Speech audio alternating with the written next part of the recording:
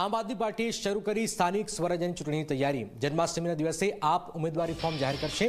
મહિલાઓ, યુવાનો, વેપારીઓને ફોર્મ ભરવાની અપીલ છે। ફોર્મ ભરનાર ઉમેદવારોએ ઘરે ઘરે જવાની તૈયારીઓ રાખવી પડશે। ઈસુદાન ગઢવીએ વાત કરી છે। ગુજરાતમાં આપ મજબૂત થઈ રહ્યો હોવાનો પણ દાવો છે। ભાજપ અને કોંગ્રેસના 5000 કાર્યકરો આપમાં જોડાયા છે। એક મહિનામાં 5 લાખ લોકો મિસ કોલ કરી આપમાં જોડાયાનો દાવો છે। સ્થાનિક સ્વરાજ્યની ચૂંટણી આપ એકલા હાથે લડશે તેવી સ્પષ્ટતા પણ ઈસુદાને કરી છે।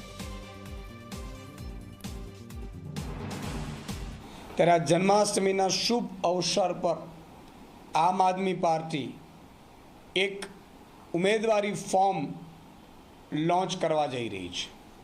એમનું હું આપને સેમ્પલ બતાવીશ, પણ એ જે ફોર્મ છે એ જે લોકો, કારણ કે આમ આદમી પાર્ટીમાં અત્યારે મોટાભાગે યુવાનો જોડાઈ રહ્યા છે, નવા યુવાનો જોડાઈ રહ્યા છે, ચીલી ચાલી રાજનીતિથી નહીં પરંતુ ફ્રેશ યુવાનો જે સરકારી તૈયારીઓ કરી રહ્યા છે, સરકારી પરીક્ષાઓની, જે કંઈક સમાજમાં સારું ઈચ્છે છે, સારું બદલાવ ઈચ્છે છે, જેનું કોઈ પોલિટિકલ બેકગ્રાઉન્ડ નથી, એવા લોકો આમ આદમી પાર્ટીમાં જોડાયેલા છે। ત્યારે એ લોકોને પણ ઉમેદવારી ફોર્મ આગામી સમયમાં તાલુકા પંચાયત, જિલ્લા પંચાયત, નગરપાલિકા, મહાનગરપાલિકાના વોર્ડમાં જ ઉમેદવારી પત્ર ભરવા માંગે છે, ઉમેદવારી કરવા માંગે છે, એમના માટે અમે ફોર્મ લોન્ચ કરી રહ્યા છીએ। જન્માષ્ટમીના દિવસથી એ લોન્ચ થશે।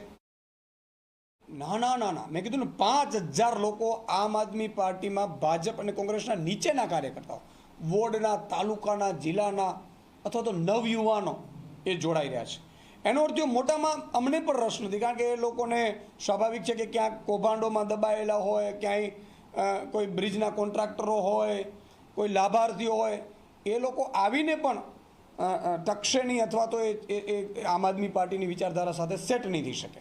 જે ઉમેદવારી ફોર્મ ભરવા માંગે છે, ઉમેદવારી કરવા માંગે છે આમ આદમી પાર્ટીમાં, એ નવયુવાનોએ ઘરે ઘરે જવું પડશે, ડોર ટુ ડોર કરવું પડશે, લોકોની સમસ્યાઓનો ઉકેલ લાવવો પડશે, એમને બાંયધરી આપવી પડશે કે આમ આદમી પાર્ટી અને આમ આદમીની જે સેવા કરવા માટે લોકો આવ્યા છે જનતાની, એની સાથે કમિટમેન્ટ સાથે બંધાયેલા રહેશે।